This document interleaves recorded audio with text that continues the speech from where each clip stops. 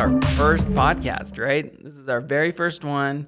We're pretty sure that nobody is going to listen to this, and that's just fine. So we're just going to figure it out as we go, and we're going to teach people a little bit about our experience implementing information security at, enterprises, both big and small. And we're going to have, hopefully, interesting guests in the future. I think so. But here we are. Yeah, 100%.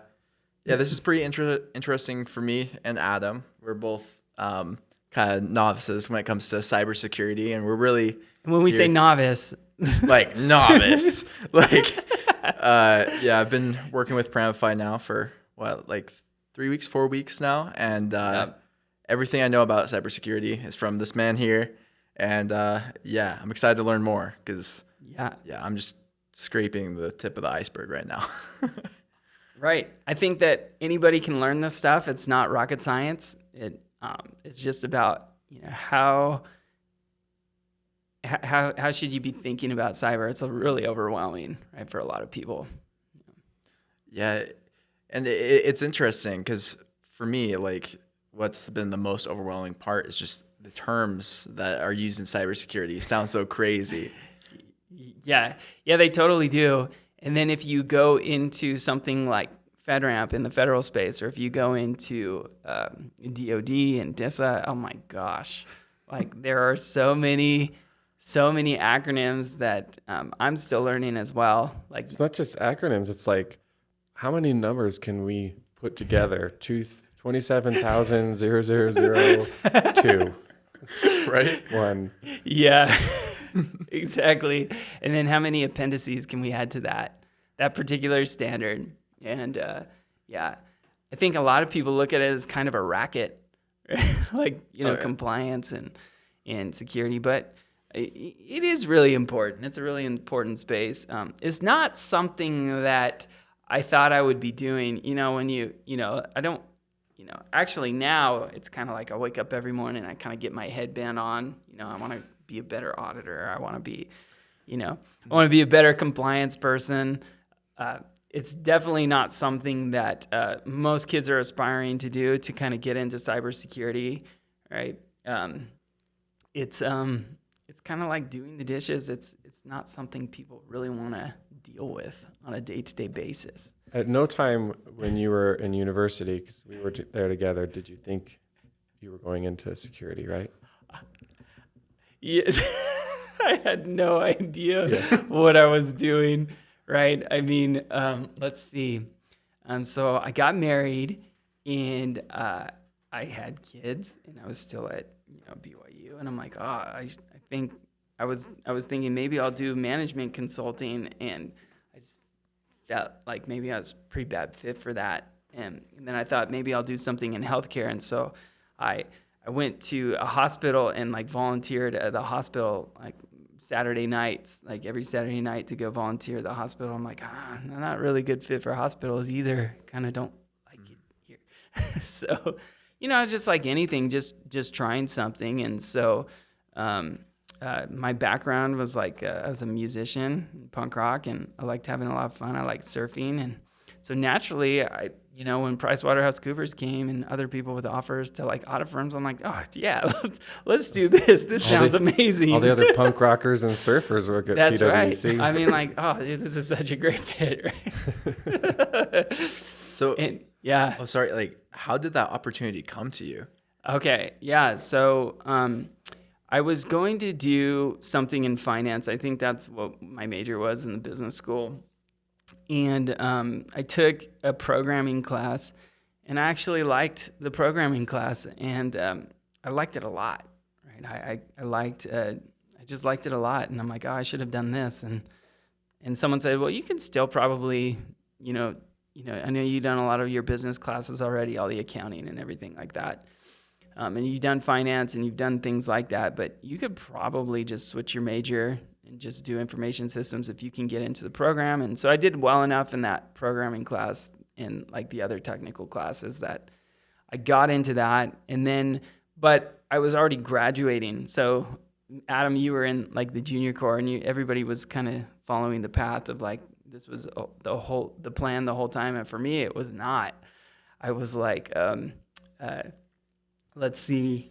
I kept changing my mind all the time, and I'm like, oh my gosh, I have a family. I better do something. I want to do something I'm passionate about. And I wasn't really passionate about anything except for like playing the guitar and, surfing and, having fun, wherever I could. And so, but I did really like programming, and I liked that a lot. And so, I flip-flopped the degree.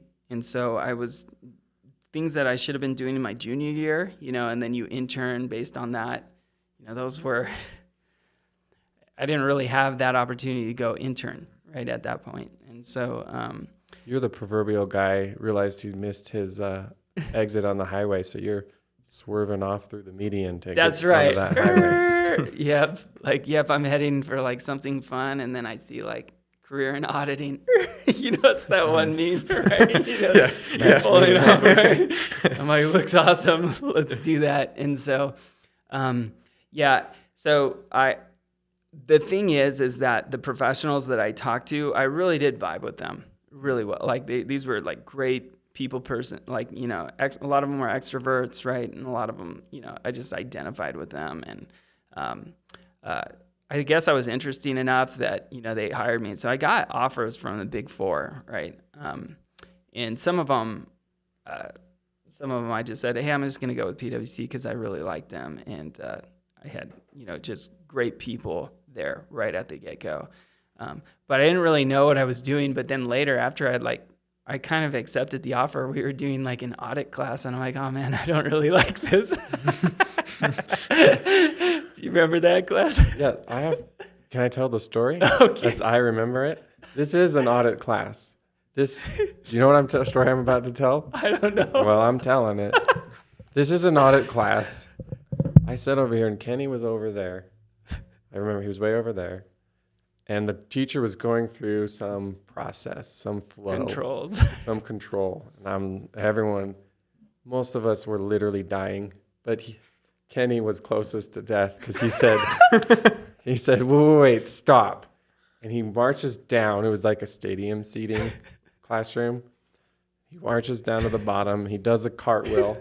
And then he returns back to his seat and he says, okay, you can continue. Do you not remember that? Okay, I remember being like bored. Like I was like, this is so boring. And he said, like, I think, how would you make this?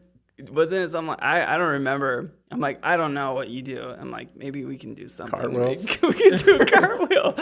I'm like, oh my gosh, it's so boring. And then I'm like, I was having like, this internal struggle at that point. I'm like, oh my gosh, what am I?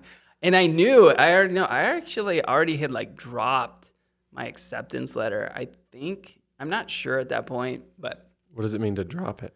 I like, you remember back in the day, this was like, back in the younger days when you would like sign, this was before DocuSign and before, wow. Yes. We signed things and we put them in the U.S. mail. Weird. Right? I remember it was late at night. Oh, you dropped it off in the mailbox. I dropped it off and I remember with Angie and I looked at her and I'm like, oh, it was right there on University Ave by BYU and a 7-Eleven, which I frequented because I was like, big time. I love Slurpees, man. I did. I can't handle them now, but moved on from the Slurpee. Yeah, Slurpees can't handle me, I don't think. But anyway, I remember just kind of that struggle of like, oh shoot, what I get into? And then when I went there, I met just amazingly like just smart people. When I remember going to training, and I'm like, oh, okay, like I get this. This is pretty cool, right? I mean. Not something that high school kids would think, oh, this is pretty cool. Yeah, no one thinks that. But I kind of started to get why we're doing it. But then when it came to actually doing the work, it was really, really hard, man. And I didn't want to like learn about it, right? I'm like, oh my gosh, what did I do? So I kind of sidetracked, right? I started working with a friend on a startup, and I spent time on that. And so I'd spend, if you work at a Big Four, you're already working like a lot of hours, right, especially during certain periods of the year. And so right when they hire us, that's right when we get into this busy time, And so I guess I did well enough not to get fired, but I wasn't like, blowing the doors off, right? I wasn't knocking the cover off the baseball at all, right? I was just kind of doing enough, and which was hard for me because I like to be good at the things I'm doing, and so I was trying to do this other startup. I was doing technical things, and I was thinking I'm just not a fit for this. Within PwC, I was trying to find other things to do that were more, aligned with my skill set. And I don't know, it was just a hard time, honestly. I mean, I was working at cool companies. I had a job, I had a trajectory, in a career, but internally I was like, oh my gosh. I'm curious, struggling. What were you doing at that startup? Like, what was more like appealing? So it, Todd, if you're out there, love you, man. It was Todd's idea, and it was a Priceline for local merchants. It was called Sprezio, and I thought it was a really cool idea. When I was young, right? I thought this is dope, right? I think what I had thought of is like, okay, now it was 2008, right? So iPhones had come out the year earlier, right? But then the App Store was released, which was like an amazing event. And so we're thinking, okay, so we can have this Sprezio app, and we can send. I could be like, hey, I want an Xbox controller for 25% off, and we'd send it out to all the local merchants, and the merchants could say yeah or no, or you could kind of haggle on a deal. And I thought that was pretty cool, and a lot of people thought it was cool, and technically it was fun kind of working on that, and pretty cool. And maybe someone will do that now and do it better. But I think the problem that we ran into, there was a big chicken and egg problem, and our customers that we were targeting, the ones that like wanted to use it, so like me, I'm like, oh, I want an Xbox controller or we need underwear for our kids or something like that. Mm-hmm. Let's look for that deal. It would send out to the local merchants, but the thing is that merchants like already have what they're going to do sales on, right? And they know their margins, and they don't want to compete on price. And this was margins are so thin, so it was kind of like they were not going to pay. That's who we were wanting to use, and so the people who liked it a lot weren't ever going to pay us. So it's kind of like DOA, but it's I don't know. I thought it was a really good experience, right? And so I was working on that a lot, on the weekends. Yeah. But meanwhile, every now and again, I would kind of get some glimpses, and I worked with some pretty cool people that were like, Kenny, come here, man. Just kind of take me under their wing, and they could tell I, big problem with like maturity, right? Because I was just internally, I mean, I'm 25 years old, I have kids, what am I doing? I was just kind of like just going through motions, trying to figure things out, right?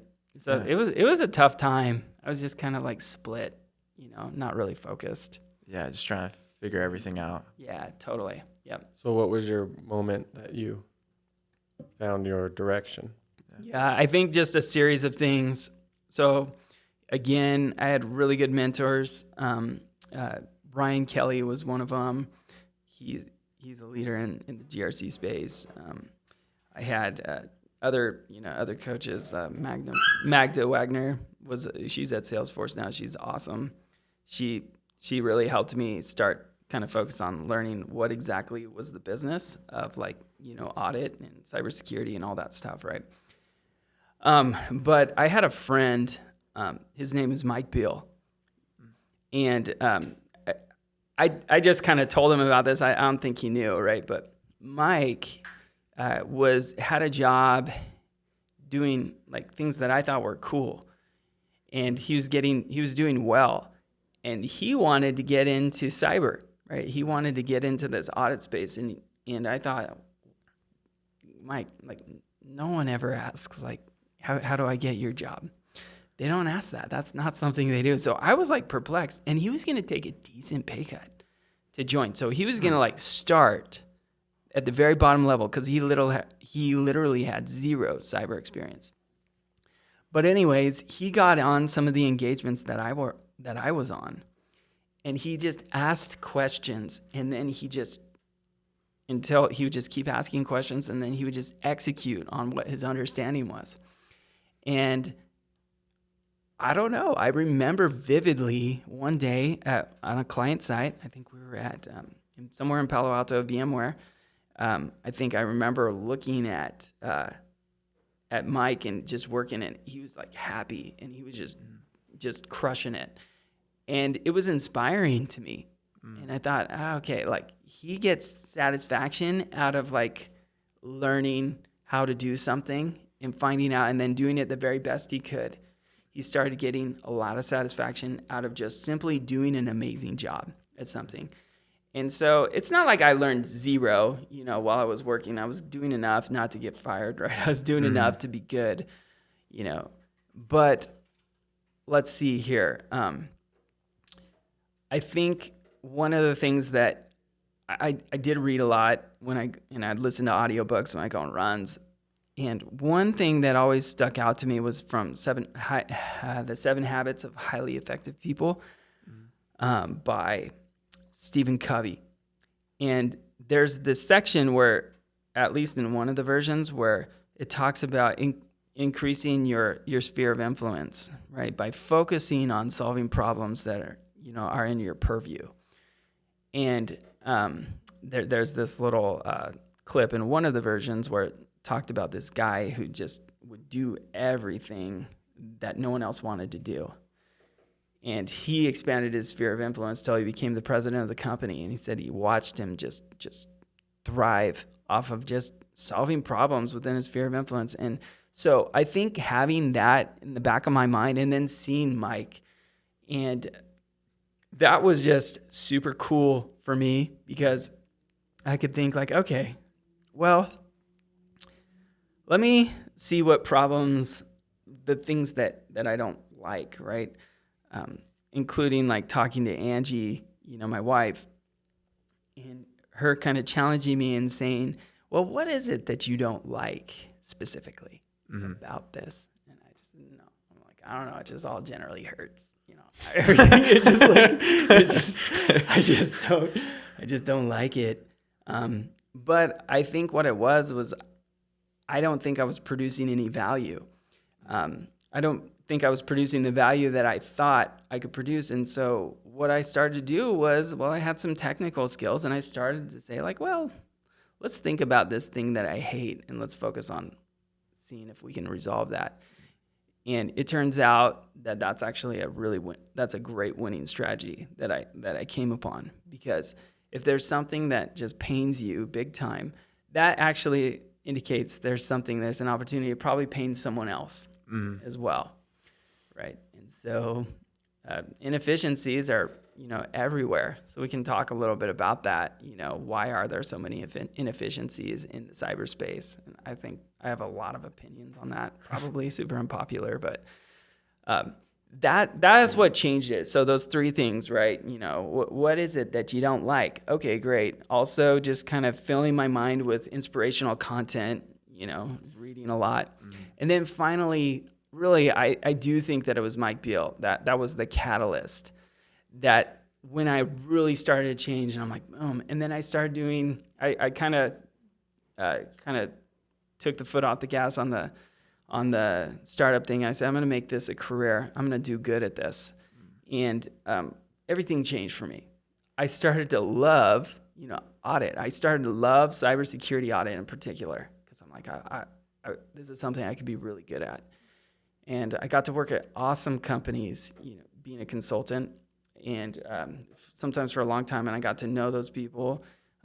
Really, just an amazing career. Honestly, it was just awesome. And so that was kind of the model. What sucks? Let's fix that. Yeah. Hey, guess what? Other people also had that problem. This is how Kenny did it. And so that led to just so many opportunities. But there's just so much friction, right, in this space. So What are some of the problems that you solved that you shared with others? Yeah, so I think a lot of it has to do with, automating things that can be automated. One of the big problems, I think, so I'm not answering it yet, sorry, but I think it's important. One of the big problems in our space is that you have, okay, let's take audit. Let's take something like SOC 2 or PCI. What do you want? Or FedRAMP or whatever it is. So you have a governing body that is well-meaning, that produces a list of things that need to be in place for a company. So they have this standard that you say, hey, everybody needs to do this, or everybody needs to do that. And they serve it up in the way they think is going to be understood by others. But since we're subjective people, that doesn't work. But their incentive really is, they create this standard, okay? And then who has to implement the standard? The businesses. The businesses have to implement the standard. Right. Why do they have to do that? Because somebody said they had to do that. And they want to be focused on whatever their mission of the company is. And they don't necessarily know the why behind Right. the standard, right, at all? No, yeah. And what is their incentive to do it? I don't know. Their incentive is to make money. They don't. No one starts a business to say, "Oh yeah, let's be the most secure organization in the world." What do we do? What do we sell? Who cares? We'll be secure. Doesn't matter, man. Doesn't matter. We're gonna be amazing. Okay, so that's the incentive. Their incentive is to make the auditors go away, right? Yeah. Now the auditors, what is their model, right? So I do think that audit companies that are thriving, that are doing well, are really customer focused, and they're focused on partnering. And but they do have to fight that tendency because they don't have the same skin in the game. Their objective is to do audits, and they can charge fees. It's kind of like they charge fees to their customers, right? And they rightly win that business from those companies. So you have the auditors, you have the standards bodies, and then you have the businesses that actually have to implement it. And so aligning incentives is a big problem, right? So what is the incentive of the person who's writing the standard to make it something that's consumable for the businesses and the auditors? I mean, nothing other than the goodness of their hearts, right? If it's somewhere. Everyone knows about the famous goodness of the bureaucratic heart. Yeah, everybody knows about that, right? They try so hard, right?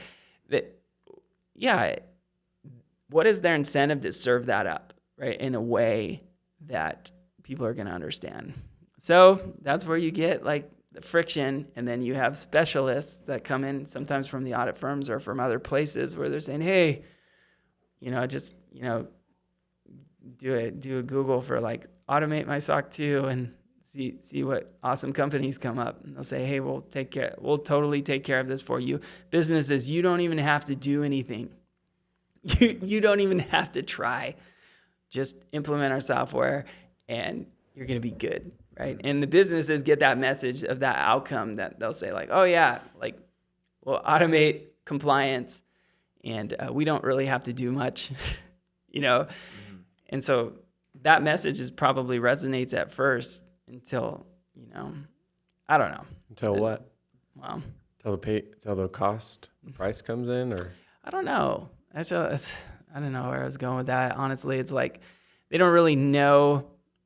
Yeah, so we're kind of going off into the weeds, but like, yeah, if a business is told like, hey, just press this button and you can be secure and you can be compliant and you can tell everybody else that you're compliant.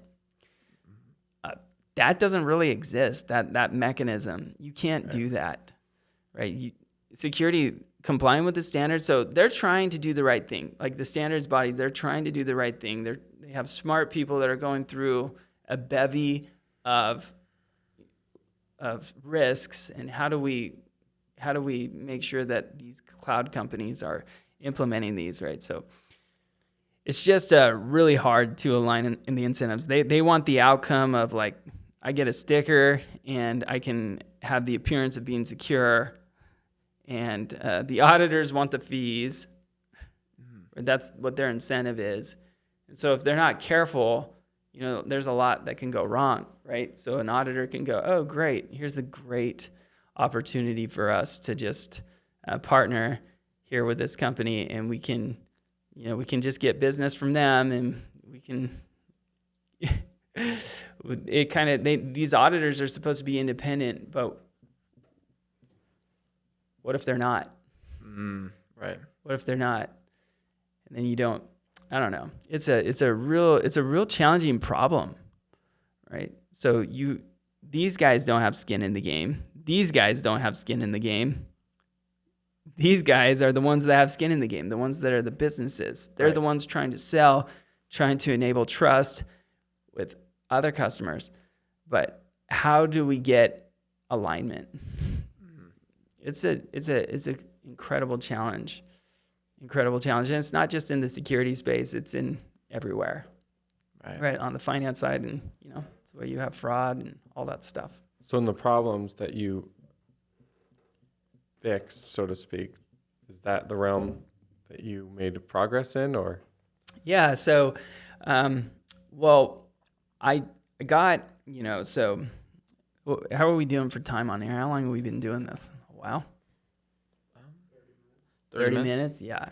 So I don't want to bore people. Maybe we can kind of segue into something else to the next episode, right? But one of the cool things that I got to do at Adobe, so I had a decent little career, and then I met a guy, Abhi Pandit, and he was I had got in contact with him from another friend, Andrew Wheatley, who was a mentor for me at PwC. And I met Abhi, and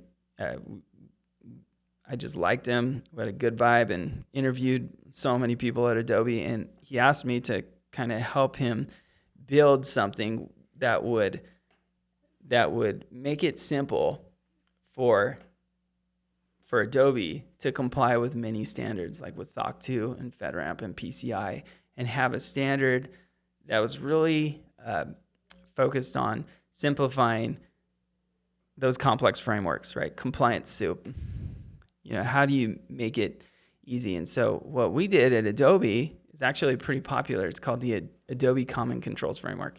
I think you were telling me, you said, oh, what is that? Adobe Common Controls Framework. And you looked it up, and you found all these businesses that were actually implementing the Adobe Common Controls Framework, because it's open source now. And it's a real important initiative. And so the idea there, maybe we can talk a little bit about it in another episode, but essentially what you're doing is you're trying to say, hey, here's all these 1,500 or 1,600 requirements from these compliance regimes. And how do we make those instead just 100 requirements or 200 requirements or something like that? And that resonates, right? Because you're focusing on how do we make this easier for people to implement. So we can talk about that maybe in another episode, but yeah. So you worked at Adobe. You built the Adobe Common Controls Framework, and then where did you go from there? Yeah, with a lot of people. I wasn't alone, right? Okay. I got to work with a ton of awesome people on the business side and security side, and then also as our team grew, all the people that were a part of that team are leaders in the space now. I'm still really good friends with them. Yeah. But That's okay, awesome. so I just want to make sure it wasn't all me. Oh, right. But I was one of the main architects of that. Yeah, absolutely. Yeah. Oh, that's awesome, man. So where did you go from Adobe? After being a part of that team that built Adobe Common Controls? So after that, I was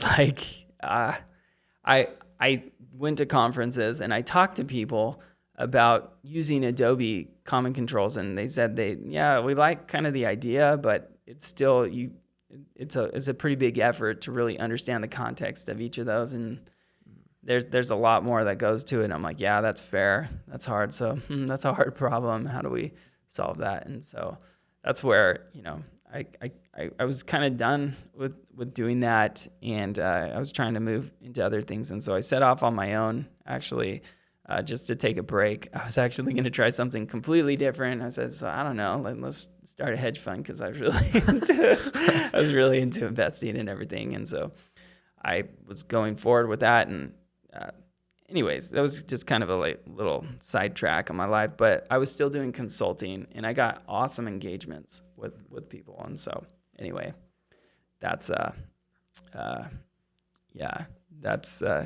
started my consulting practice, and then we came up on a few like really interesting problems. I don't know, do we want to talk about those now? I guess we can. Yeah. Right.